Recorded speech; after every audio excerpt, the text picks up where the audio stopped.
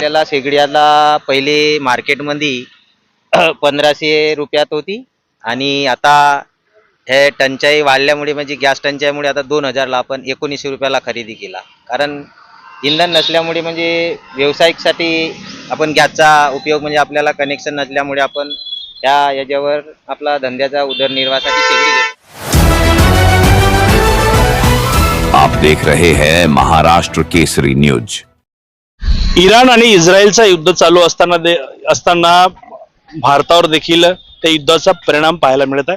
आखाती देशामध्ये जे युद्ध सुरू आहे त्याच्यामुळे भारतामध्ये गॅस असेल आणि डिझेल पेट्रोल याचे भाव वाढले.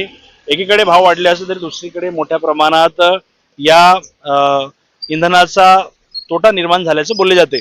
आपण पाहू शकतो की आम्ही एका हॉटेलमध्ये आहोत छोट्याशा, आणि या ठिकाणी एक चहा बनवणारा जे हॉटेल मालिक आहेत ते जे इलेक्ट्रिक सिगडी आहे त्याच्या माध्यमातून चहा बनवतात. त्या सिगडीमध्ये ते कोळशाचं इंधन वापरून ते इलेक्ट्रिक सिगडीच्या माध्यमातून चहा बनवण्याची तयारी आहे. आपण त्यांना विचारू नेमका ही वेळ त्यांच्यावर काय आली.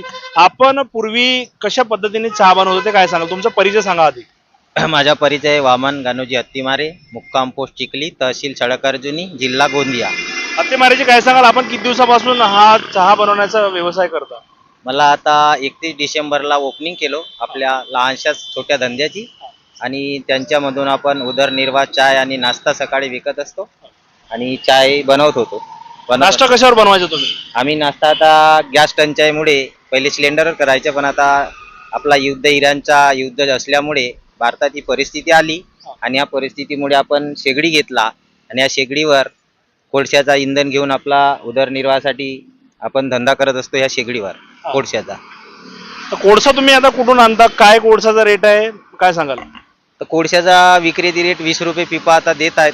काही लोकांजवळ कोळसा पहिले सवय नव्हत्या, आता ह्या सवय असल्यामुळे कोळसे विजायला लागले. कोणते आपले मजूर म्हणजे एखादा घरमजुरी, आणि तो आपल्याला 20 रुपये दराने देत राहते पिपा. ही जी तुम्ही मोटर बसवलेली जी तुम्ही शेगडी आणली, कुठून आणली, काय किती रुपयाला आली ती काय सांगा? आपल्याला शेगडीला पहिले मार्केटमध्ये 1500 रुपयात होती आणि आता हे टंचाई वाढल्यामुळे म्हणजे गॅस टंचाईमुळे आता 2000ला आपण 1900 रुपयाला खरेदी केला. कारण इंधन नसल्यामुळे म्हणजे व्यावसायिकसाठी आपण गॅसचा उपयोग म्हणजे आपल्याला कनेक्शन नसल्यामुळे आपण याच्यावर आपला धंद्याचा उदरनिर्वाहासाठी शेगडी घेतो. पूर्वी कोळशाची जी भट्टी आहे ही भात्याच्या माध्यमातून त्याला ते गोल गोल फिरवायचं आणि त्याच्या माध्यमातून त्याच्या कोळशाला हवा मिळायची आणि त्या माध्यमातून ते तिथे आग निर्माण व्हायची आणि त्याच माध्यमातून जी भट्टी आहे ती पेटायची. परंतु आता युग डिजिटल झाले आहे आणि ते जे भात्याचं जो काम आहे या ठिकाणी एक मोटर बसवलेली जाते.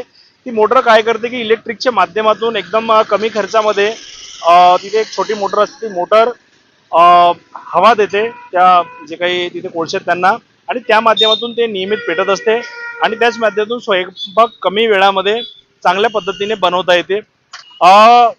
एकीकडे आपण पाहिलं की देशामध्ये डिझेल पेट्रोलची कमतरता नाही आहे, गॅसची पेट्रोल कमतरता नाही असं सांगितलं जाते. परंतु दुसरीकडे आपण पाहिलं की जे हॉटेल धारक असतील त्यांना जो मिळणारा गॅसचा हंडा असेल तो सध्यास्थिती मिळत नाही आहे आणि त्याच्यामुळे त्यांना ती शेगडी घ्यावी लागली. शेगडीच्या माध्यमातून कोळशावरती ते चहा बनवत आहेत. ही परिस्थिती कुठपर्यंत राहील, कधीपर्यंत राहील हे सांगता येत नाही, पण सध्या स्थिती जे काही छोटे व्यापारी आहेत आपला व्यवसाय चालवण्यासाठी त्या शेगडीचा वापर करून आपला व्यवसाय चालवत आहेत असंही या ठिकाणी चित्र आहे. सडकअर्जुनी तालुक्यामध्ये सध्या स्थिती आम्ही याचा आढावा घेतला. डिझेल पेट्रोल चारचाकी वाहन आहेत त्यांच्यामध्ये वापरला जाणारा जो गॅस असेल त्याच्यामध्ये काय तुटवडा आहे, काय त्याची स्थिती आहे जाणून घेण्याचा प्रयत्न केला. तर अनेक पेट्रोल पंपांकडे पेट्रोल भरपूर उपलब्ध आहे, तर काही पेट्रोल पंपांकडे पेट्रोल आणि डिझेलचा साठा नाही आहे.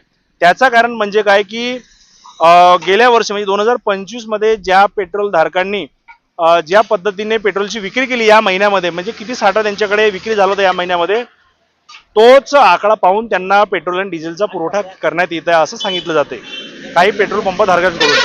आम्ही त्यांना विचारलं आणि त्याच्यावर त्यांनी याबद्दलची माहिती दिली. सध्या स्थिती अनेक पेट्रोल पंपावर सडकअर्जुनी तालुक्यामध्ये पेट्रोल आणि डिझेल उपलब्ध नाहीये, हेही चित्र आहे.